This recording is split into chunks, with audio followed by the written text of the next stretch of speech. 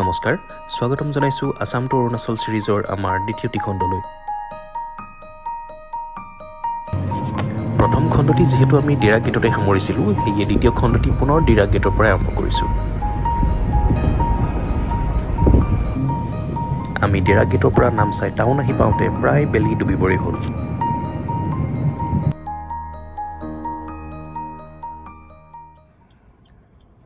সময় হৈছে প্ৰায় 5:30 আৰু বৰ্তমান আমি উপস্থিত আছোঁ ঠিক নামচাই টাউনৰ ওচৰতে আৰু গৈ আছোঁ গল্ডেন পাগোডাৰ অভিমুখে। হাতত সময় বৰ বিশেষ নাছিল, সেয়ে যিমান সোনকালে পাৰোঁ গৈ পোৱাৰ চেষ্টা কৰিলোঁ।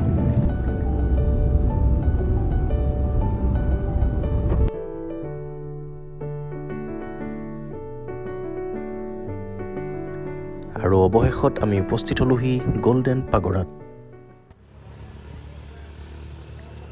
এইখিনিতে আমি এটা সমস্যাৰ সন্মুখীন হ'ব লগা হ'ল। গল্ডেন পাগোডাৰ যিখন গেট, সেইখন সন্ধিয়া 6 বজাৰ লগে লগে বন্ধ কৰি দিয়া হয়, যিটো আমি আগতে গম পোৱা নাছিলোঁ। আপোনালোকে দেখা পাইছে বাহিৰতো যথেষ্ট সংখ্যক দৰ্শনাৰ্থী ৰৈ আছে ভিতৰত যাবৰ বাবে, কিন্তু কাকো যাবলৈ দিয়া হোৱা নাই।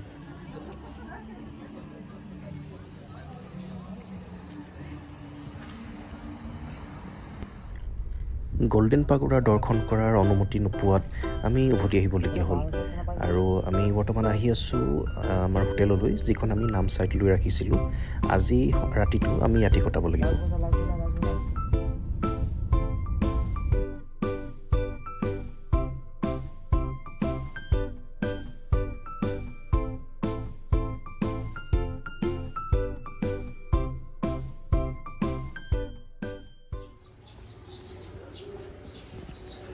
গুড মৰ্ণিং জনাইছোঁ নামচাই টাউনৰ পৰা। এইখন হৈ গ'ল আমি থকা হোটেলখন। এইখন হোটেলো আমি বিচাৰি উলিয়াবলৈ যথেষ্ট কষ্ট কৰিবলগীয়া হৈছিলে। প্ৰকৃততে ক'ভিড-19ৰ ইছ্যুৰ পিছৰ পৰাই যিমানখিনি হোটেল আছিলে প্ৰায় বন্ধই হৈ গ'ল। এইখনেই একমাত্ৰ হোটেল আছিল যিখনে বৰ্তমানলৈকে ব্যৱসায় কৰি আছে যেনে তেনে।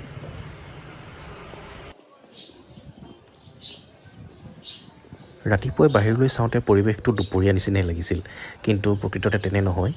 এয়া ৰাতিপুৱাই হৈ আছে। অৰুণাচলত বেলিটো অলপ সোনকালে ওলায়।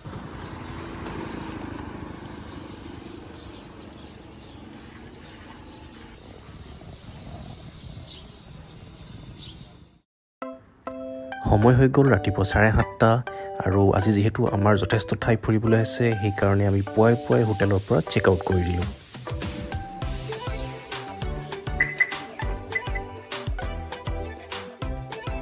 যোৱাকালি দেৰি হোৱাৰ বাবে গল্ডেন পাগোডাত যিহেতু আমি সোমাবলৈ নাপালোঁ, সেয়েহে আজিৰ দিনটো প্ৰথম কাৰ্যসূচী গল্ডেন পাগোডাত।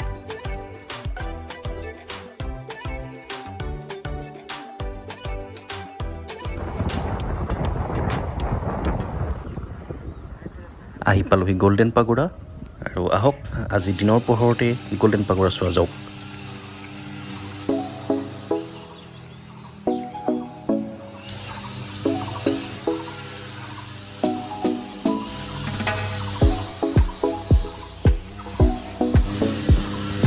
আপোনালোকে যিটো শব্দ শুনি আছে, সেইটো ঘাঁহ কটা মেচিনকেইটাৰহে হয়। পাগোডাত নিয়োজিত কৰ্মীসকলে পুৱাই ঘাঁহনিসমূহ চাফা কৰি আছে।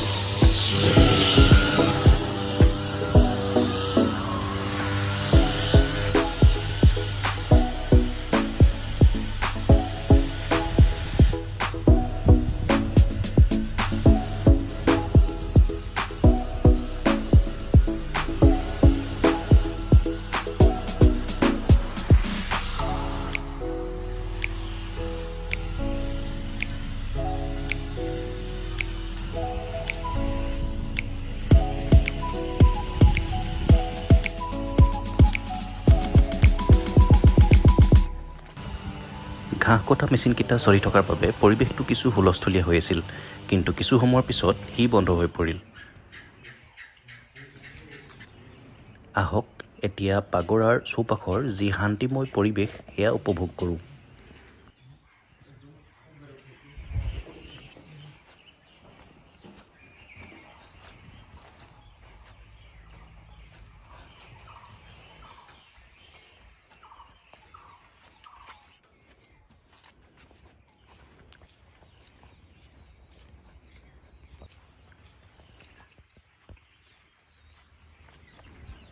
পাগোৰাৰ চৌপাশৰ পৰিৱেশটো ইমানেই শান্তিময় হৈ থাকে যে তাত আপোনাৰ মুখৰ এটা শব্দও বহুত ডাঙৰ যেন লাগে।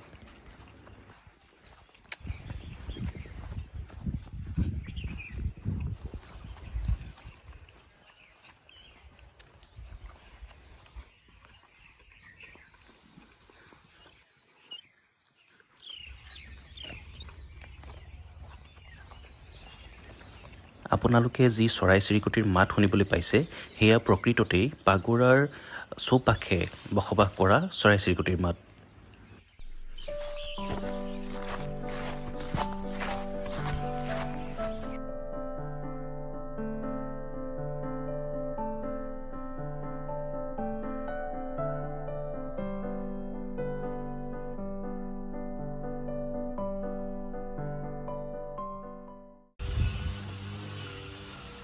প্ৰায় 1-1.5 ঘণ্টা সময় অতিবাহিত কৰাৰ পিছত আমি গল্ডেন পাগোৰাৰ পৰা বিদায় ল'লোঁ।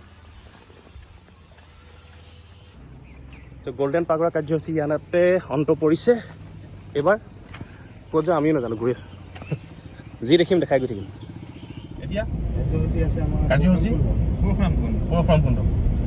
তো ৰাইজৰ বিপুল দাবীত ভোটদানৰ জৰিয়তে এইবাৰ পৰশুৰাম কুণ্ড বাছি উলিওৱা হৈছে। নেক্সট পৰশুৰাম কুণ্ড।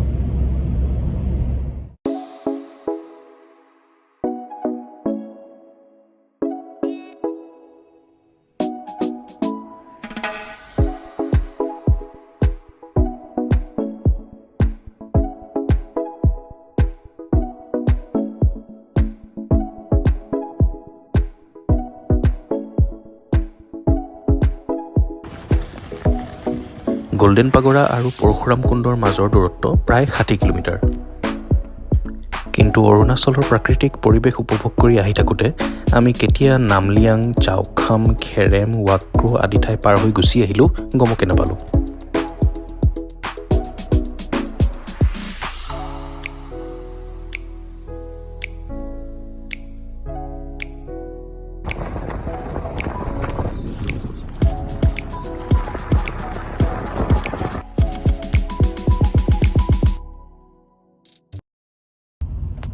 ভাবিছিলোঁ ফুৰিবলৈ চাগে কেৱল আমিহে ওলাই আহিছোঁ, কিন্তু এওঁলোকক দেখি এতিয়াহে গম পাইছোঁ আমাৰ আচলতে দেৰিহে হৈছে।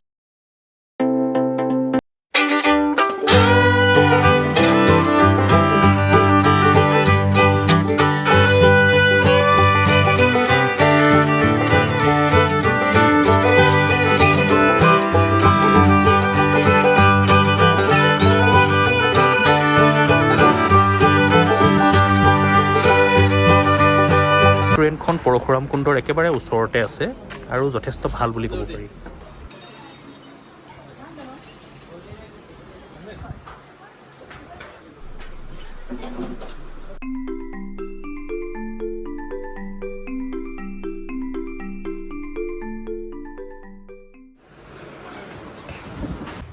উদৰ পূৰণৰ জোৰদাৰ কাৰ্যসূচী পিছত পৰশুৰাম কুণ্ডলৈ যাবলৈ হ'ল। বেছি দূৰত নাই, ওচৰতে আছে।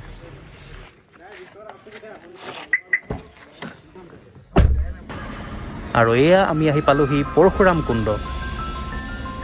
এইখিনিতে এটা টুইষ্ট আছে আৰু সেয়া হৈছে আজিৰ খণ্ডটো আমি ইমানতে সামৰণি মাৰিছোঁ। ইয়াৰ পিছৰ ভিডিঅ'খিনি চাবৰ বাবে আপোনালোকে অপেক্ষা কৰিব লাগিব আমাৰ নেক্সট খণ্ডটোলৈ।